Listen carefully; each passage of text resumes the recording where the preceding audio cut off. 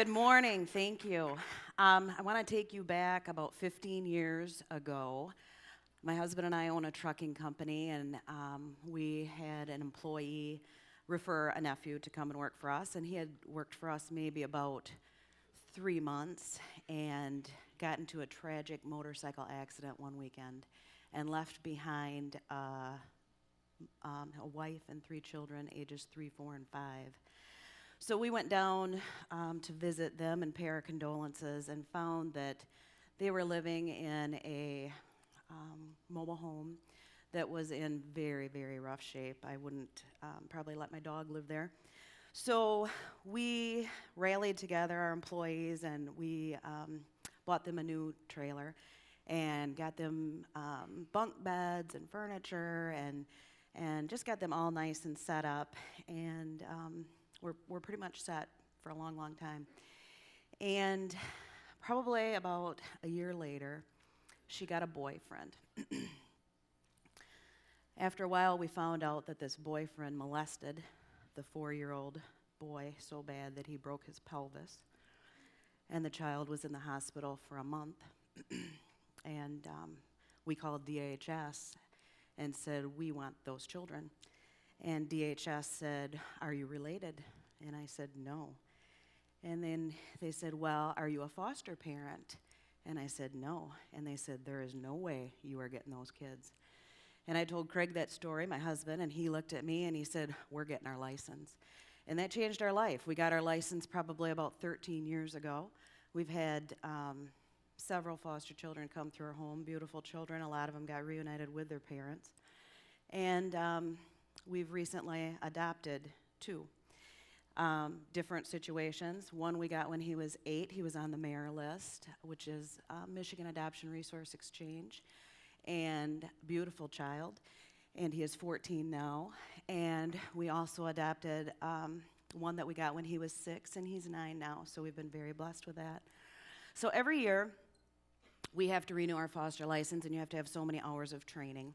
And last year, in September, I had a DVD I was watching, and it was produced by the Dave Thomas Foundation, and it was on finding older foster children homes.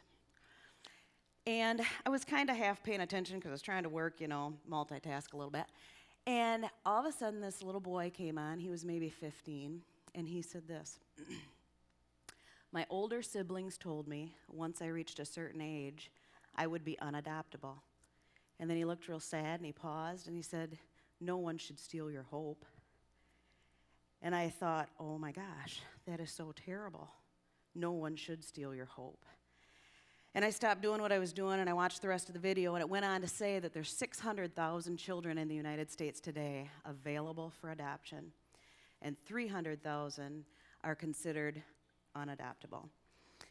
Well, when you look at that as unadoptable, this is what they mean. They're older, they're in sibling groups, or they might have a medical or an emotional need. So I got to thinking, this is terrible, I can't deal with that. And it went on to say that once a child terms out of the system, that 25% end up homeless. And that was bad too. So California did this thing where they got these kids on TV, and they had a high success rate of getting them adopted. So I thought, why aren't we doing that here in Michigan? So that afternoon, I called Jeanette Hoyer. Oh, sorry. Jeanette Hoyer is the person on the right. She is the executive director of Pathways MI. Pathways MI I actually sit on the board of, but they do foster care and adoption. And I said to Jeanette, if I can come up with the underwriting, can you help me get these kids adopted? And she loved it and said, yes, I'll do whatever you need, let's do it. Then my second phone call was to Barb Aldrink, who owns Fusion Graphic Consultants, and I knew that she had done TV commercials before. So I called Barb and I said, Barb, if I can come up with the funds for you to do videographies of these kids all over the state of Michigan, would you be willing to do it, and can you give me a good deal? And she was so excited, being a former school teacher. She said, yes, I would love to. So this phone call happened September 11, 2014. we got together, decided that it would be really cool if we could get the kids on TV by the first week of January 2015. So I said to Barb, you got any connections with TV stations? Yeah, I do with a couple. I said, okay, see if you can get us some appointments. So we met with 2 TV stations. One of them decided that they would air our children for free. I was giddy about that. And if they approved our demo. So Catherine Barrett on Channel 13 has a Take 5 and Company show. She said, I'll air them every Tuesday, and I'll do a recap on Friday. So we got her the demo, and they loved it. And it was very exciting. Our first child aired January 6th of this year, and I'd like to show you that video.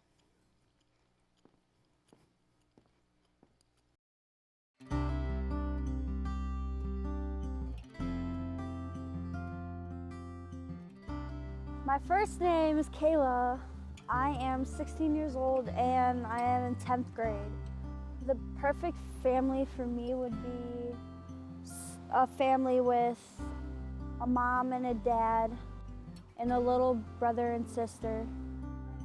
I love kids a lot. Like, little kids are so adorable. I've wanted to babysit, but I never got the chance. But I could babysit my little brother or my little sister or both. That one. The colored one? I like guinea pigs now. I actually kind of I like snakes and spiders and pretty much everything. Soccer and swimming, those are my 2 favorite sports.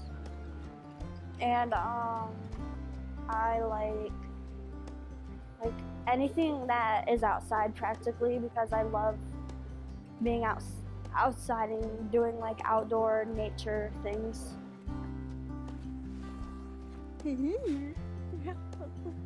It's kind of already proven that it's harder for teenagers to get adopted, because I mean, most parents would just want an infant to adopt.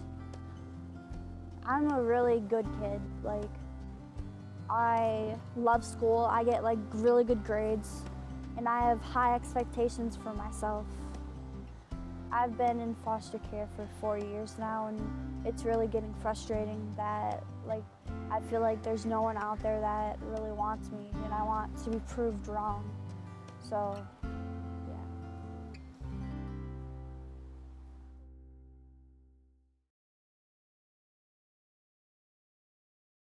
Our goal is to prove Kayla wrong. The next child that I'm going to show you is the first boy that we aired. His name's Trevon.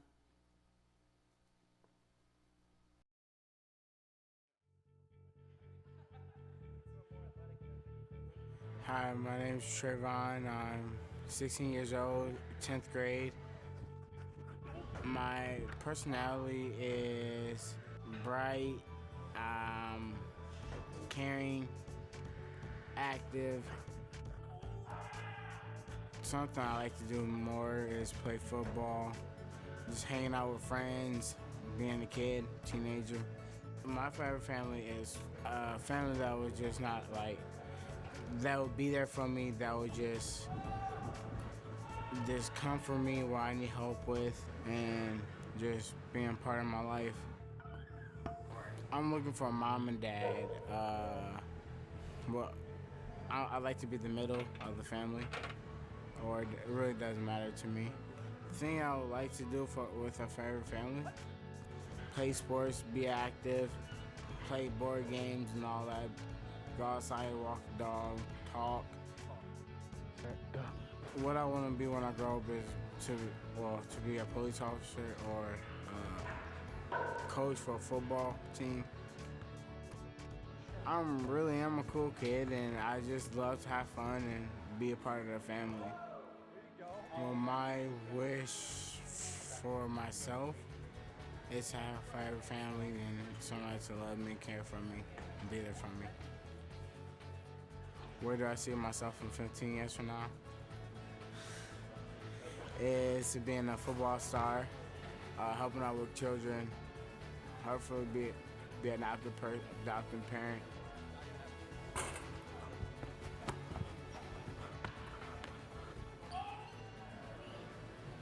I really do want to be adopted so badly.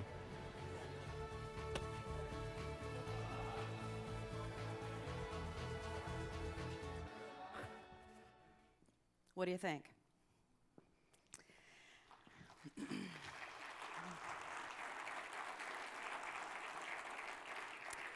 Thank you.